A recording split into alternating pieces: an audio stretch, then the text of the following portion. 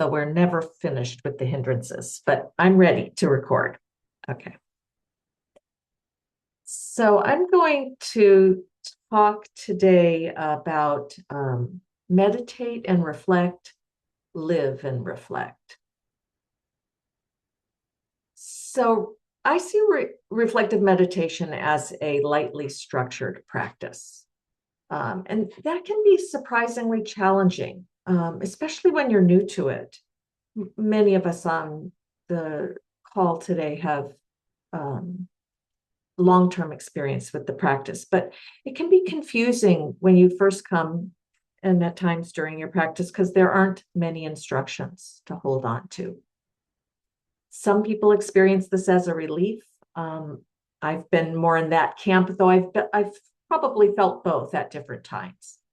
And because I have a history of not liking to be told what to do, and I've had too much of it in my upbringing, I'm a pretty good fit for reflective meditation.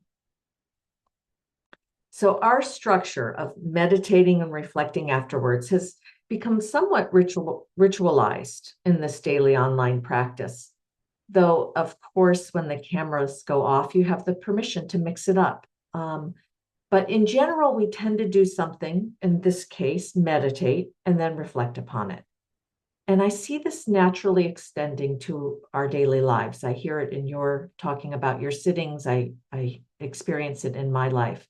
This emphasis on living and then reflecting upon living. And when I think about it, it really is a structure for the way I process my life.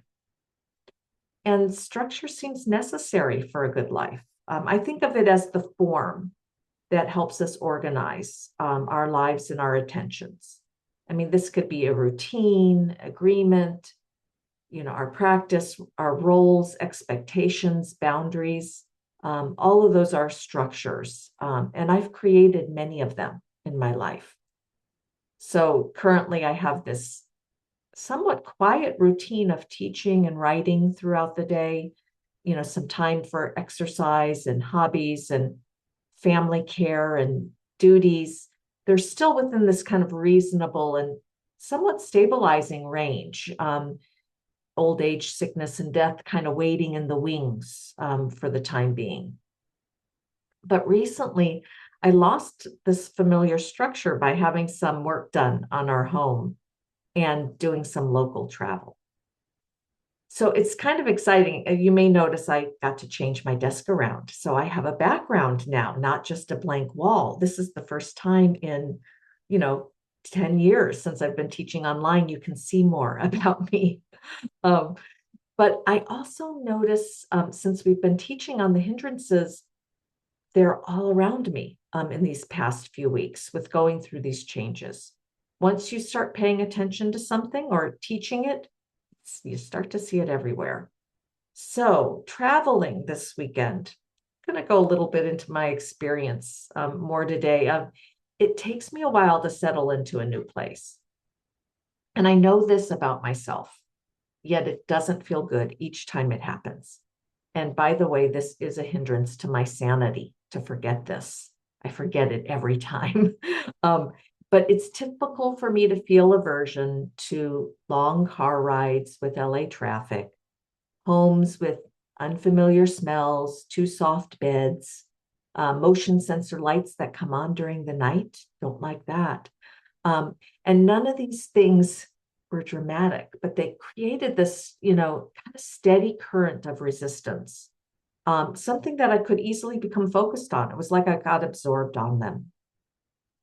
And during the night while I was away, almost like a meditation sitting, one where we need to download all of our complaints before we can attend to anything else. I felt a transition, a shift happen. I woke up with widened attention, kind of like a different camera angle. And I could feel much more appreciation for my host's generosity, for preparing her home, making a Persian meal. I could feel more present to hear her challenges and connected with her in a way that I couldn't when I was preoccupied with this, my own discomfort. So the conditions really didn't change. The external conditions didn't change that much, but my internal structure, my focus had. So these kinds of shifts, transitions, show an impermanence of a situation. But they seem to happen more reliably if I don't demand them to happen sooner. And somewhat taking that pressure off of just being able to live as I was living, it seemed to be an outgrowth of this meditation structure of live and then reflect. So another reflection here now. I'm wondering if this isn't one way to understand a difference between aversion and ill will, this aversion that was building. It seems aversion is almost inevitable. We don't like being uncomfortable. We don't like uncertainty or inconvenience. But does our aversion have to become ill will? It seems like it becomes ill will when I harden it into a story like something's wrong with this place, this person, or even myself. And I appreciate times right now when it's just, I don't like this right now. I never thought I would feel that way. I feel happy just to feel like I don't like this right now when it doesn't go much further into a story. So I've been noticing similarly in the relationship with our contractor. It's been over 2 weeks and it was supposed to be a few days. And as the professional relationship began slipping into something more personal stories, I started to lose my clarity. And it took me a while to find my footing with the contractor. Some of what I needed to do, I knew it instinctively, but I had to actually use some restraint until I found the right words. Again, I didn't want my discomfort to become my dominant action and reaction with him. So looking back, I don't think I came up with a new set of rules for me and contractors, but I came away with a little more clarity about my own internal structures, the familiar habit and assumptions that I live with. They really seem to weave themselves right into my bones. They feel very, very, permanent until I live them and reflect upon them again and again.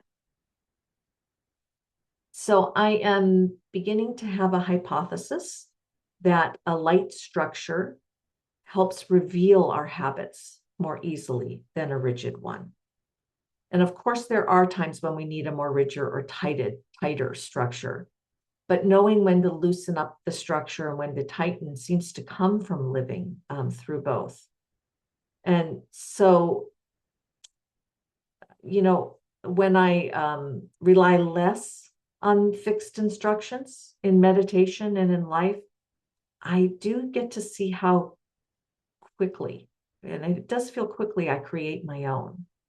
I see how I organize myself, my world around my preferences, around my discomforts, and my hopes and dreams and desires. Now, I don't think those preferences are wrong or need to be overcome or need to be changed at the get-go. But sometimes I think this light structure that we have helps me to see them more clearly and gives me freedom in my response and looking at how I respond. So that feels like a gift, light structure for me today. I don't know how I'll feel next week.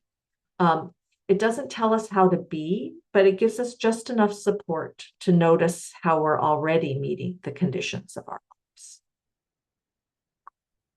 So sometimes we end our talks with a prompt, sometimes we don't. Today I'm going to end with a prompt that, of course, you can take up or not. What structures in your life are supporting you right now? Which ones are beginning to feel too tight or maybe even too loose, where you need a little bit more structure? And if something else is on your mind and in your life, please pay attention to that as well. And I'll end my talk here. Thank you.